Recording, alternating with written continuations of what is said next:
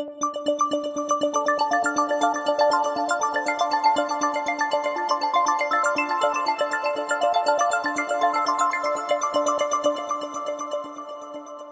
is now my pleasure to introduce our commencement speaker, Dr. Ben S. Bernanke, the 14th Chairman of the Federal Reserve. Dr. Bernanke is an illustrious graduate of MIT, having received his PhD in economics in 1979. Ladies and gentlemen, distinguished guests, graduates, parents, and graduates-to-be, Dr. Bernanke.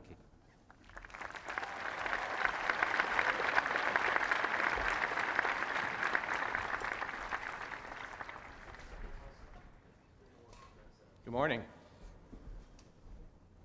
President Hockfield, members of the faculty, alumni, families and friends of graduates, and especially members of the 2006 graduating class, I'm honored to speak at the 140th commencement exercises of this distinguished institution.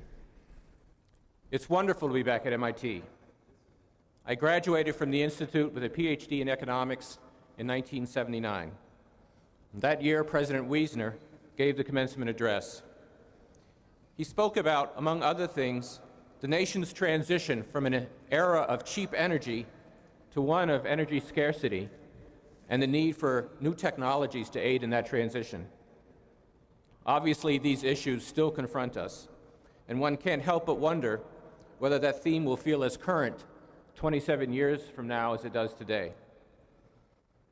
As for today, you may have been surprised to learn at some point that an economist, rather than an engineer or a scientist, would be serving as your commencement speaker.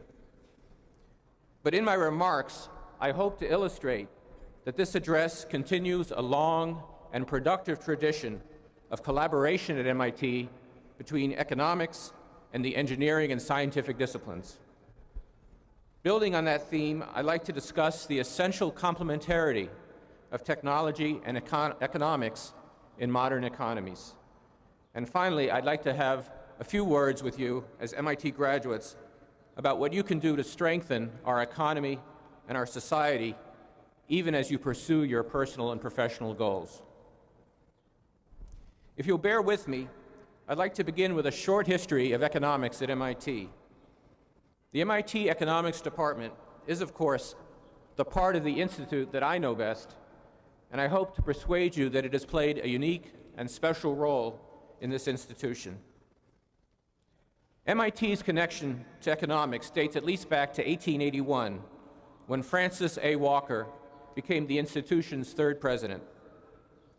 To say that Walker had already had a distinguished career would be an understatement.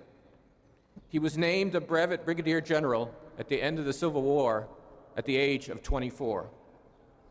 He served as the superintendent of the 1870 and 1880 decennial censuses of the United States and was one of the leading economists of his era. The year he arrived at MIT, he taught the first economics course ever offered at the Institute. The course covered political economy and was so popular that it was soon accorded its own course classification as Course 9, General Studies. Walker helped found the American Economic Association, which is still the leading professional association for economists. And during his tenure at MIT, he moonlighted both as the first president of that association and as president of the American Statistical Association. In the early 20th century, the economics program at MIT aimed to prepare undergraduates for leadership roles in business. During those years, economics as a discipline gained greater prominence both here and abroad. But the modern era of economics at MIT began in 1940, the year that Paul Samuelson, not yet having even received his doctorate, was persuaded to emigrate here from a somewhat less technically proficient institution on another stretch of the Charles River. In part, Samuelson was willing to leave Harvard because his Foundations of Economic Analysis, a book now universally regarded by economists as inaugurating the modern mathematical approach to economics, was not well received by the old guard at the Harvard Economics Department. MIT's PhD program in economics was established a year after Samuelson arrived, and right from the start, the department attracted strong graduate students. The very first of these, Lawrence Klein, received the Nobel Prize for Economics in 1980 for his work in econometric modeling. With support from MIT's administration, the department expanded rapidly after World War II, and MIT led the development of a more mathematically rigorous approach to economics. Given the emphasis on quantitative reasoning at MIT, it makes perfect sense that the economics department here was in the vanguard of those using mathematics as a framework for organizing economic thought.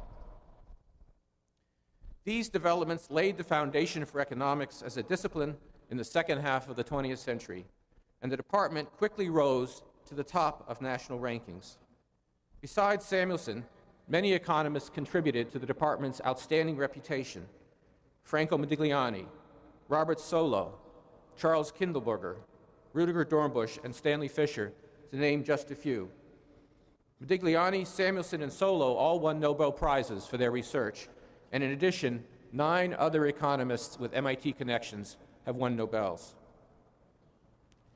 The MIT Economics Department has trained many economists who have played leading roles in government and in the private sector, including the heads of 4 central banks, those of Chile, Israel, Italy, and I might add, the United States. One of my teachers at MIT, Stan Fisher, is a sterling example of what MIT training can produce. Stan followed a brilliant career as a researcher and a teacher at MIT with important work as a public servant, including top positions at the World Bank, the International Monetary Fund, and currently the Bank of Israel. Why did economics at MIT become so successful?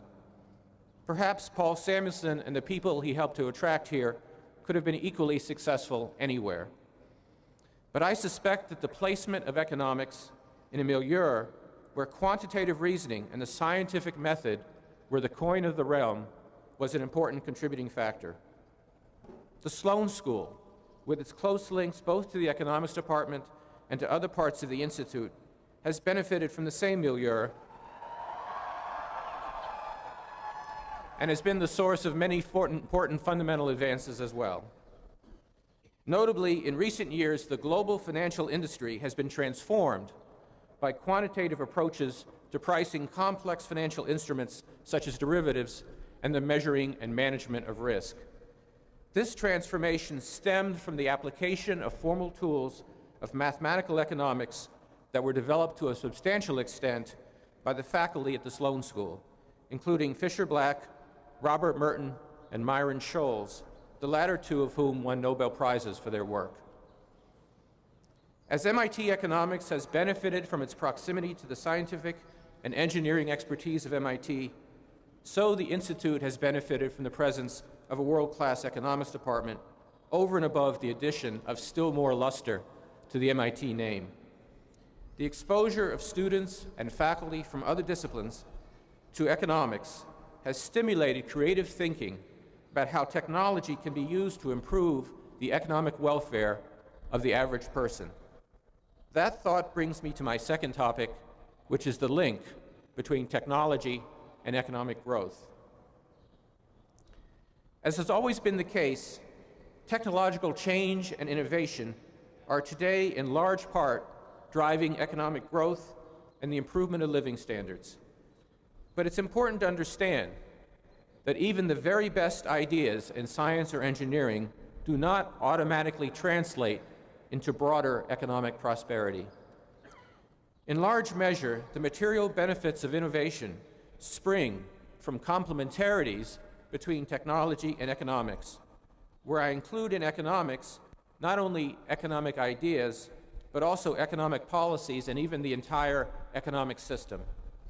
When the economics is right, scientific and technological advances promote economic development, which in turn, in a virtuous circle, may provide resources and incentives to help foster more innovation. A negative example is the former Soviet Union, which certainly did not lack for scientific and engineering talent, but which had an economic system that was poorly suited for translating scientific advances into economic progress. The experience of the United States over the past decade illustrates the essential complementarity of technology and economics. Before the mid-1990s, the growth of productivity, the amount of output produced per worker or per hour of work, had been relatively sluggish for more than 2 decades in this country. As productivity is perhaps the single most important determinant of average living standards, a country in which an average worker can produce a lot is also typically a country in which an average consumer can consume a lot. The so-called productivity slowdown of that earlier period was the source of much concern on the part of economists and policymakers. The growth rate of productivity increased and picked up in the mid-90s in the United States and increased still further around the turn of the century, and it remains strong today.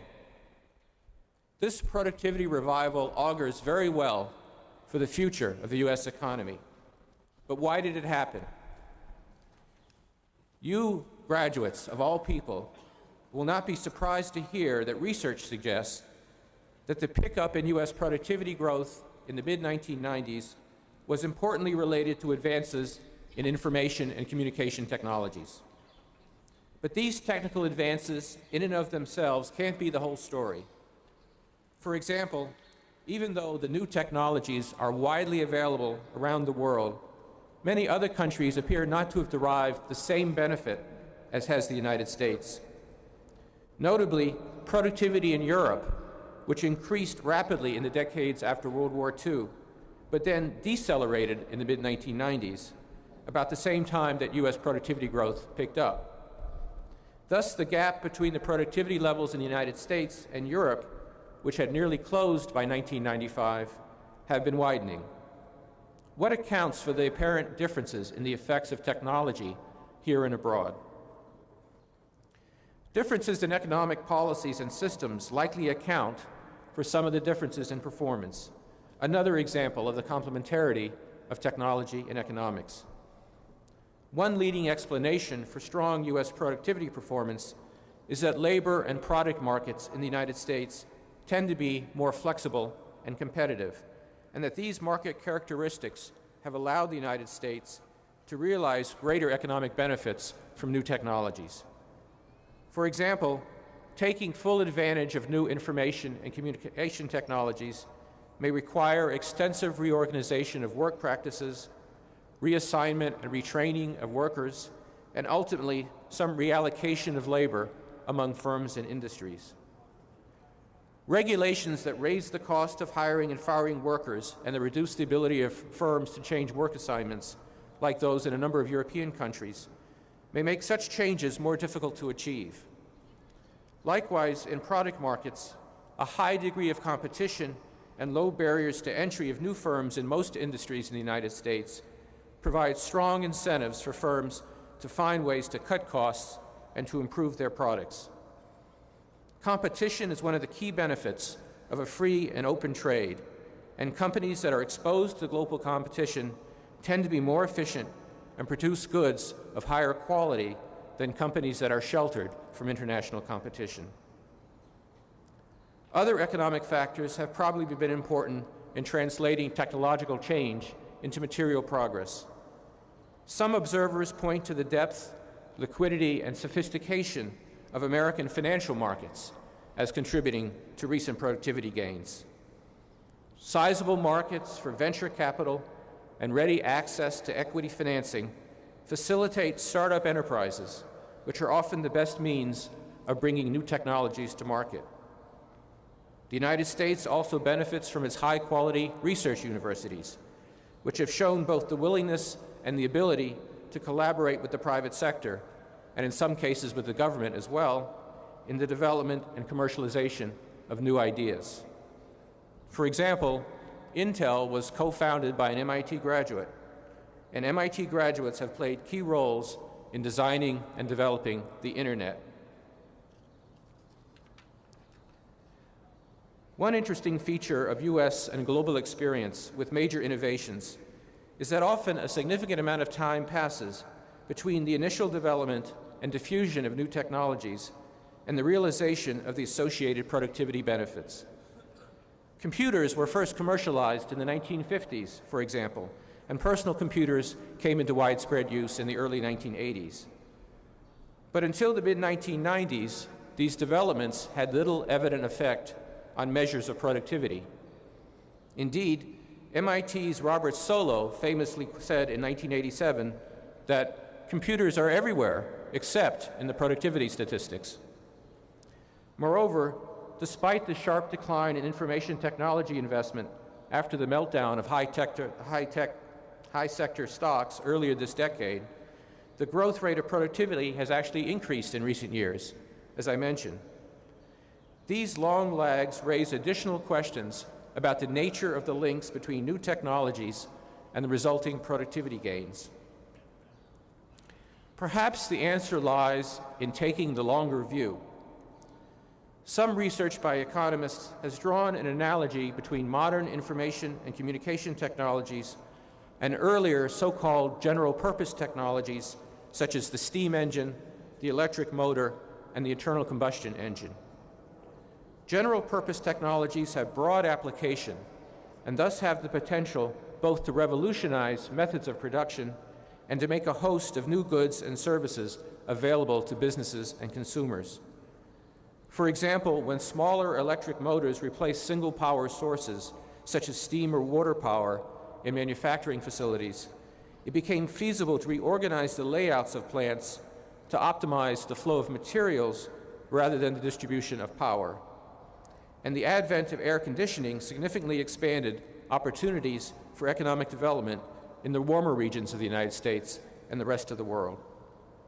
However, in all these cases, developments evolved over a long period and required firms to make collateral investments in research and development, organizational structure, and employee training. These investments in learning how to make the best use of new technologies have been dubbed intangible capital to distinguish them from investments in physical goods like new equipment and machines. In the case of information and communication technologies, new economic research suggests that the investments in the associated intangible capital, that means figuring out what to do with the computer once it's out of the box, are quite important. In my view, important investments in intangible capital remain to be made, as much still remains to be learned about how to harness these technologies most effectively. As graduates of MIT, you will be at the heart of this critical process of developing new technologies and, in some cases, taking them to the marketplace.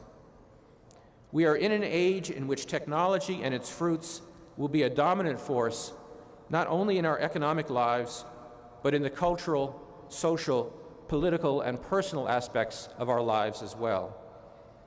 Your training at MIT equips each of you exceptionally well to take the fullest advantage of the professional and personal opportunities that technological innovation and change will create. Each of you, because of your youth, your talent, your demonstrated commitment to learning, and your personal and intellectual achievements during your time at MIT, will soon find, to paraphrase Shakespeare, that the world is your oyster. I hope that you will contribute in some measure to economic progress, whether in the United States or elsewhere, and I hope you find some measure of financial reward. But the world has a great deal more to offer than money, and a key question each of you will face repeatedly in your lives is how to use the talent and education that you've been given and the knowledge that you have attained. With respect to your professional lives, I hope that when you make career choices, you will look first for opportunities that excite you intellectually, that allow you to use your creative powers to the fullest extent, and that let you continue to learn and grow. I hope you will not be afraid to be unconventional, to do something that nobody else has thought of before. And remember that the path to success and fulfillment may well not be well marked, the scaling of some predetermined ladder. It may instead be a road without signs and without maps. And remember, it's okay to fail, really. New opportunities will always arise for those who seek them. And if you remain nimble in searching out new and unexpected opportunities, it will not only benefit you, but it will also benefit the economy and the society, because long experience has shown that dynamism and creativity are the seeds of innovation and of progress. In the personal sphere, as you make your way in the world, I hope you will not forget the importance of your family and how much it has already contributed to your journey through life. Remember, too, family members are the ones who are going to still love you even when things aren't going so well. And even as you focus intensively on your professional interests, I hope you will remain intellectually broad, well-read, well-informed, and open to new experiences. And finally, I hope you will remain engaged with the broader society. That may involve entering public service at some point, as many MIT graduates have chosen to do, but it need not. There are always opportunities to make a difference in the world through volunteering, civic participation, charitable activities, or just the nature of the work that you choose to do.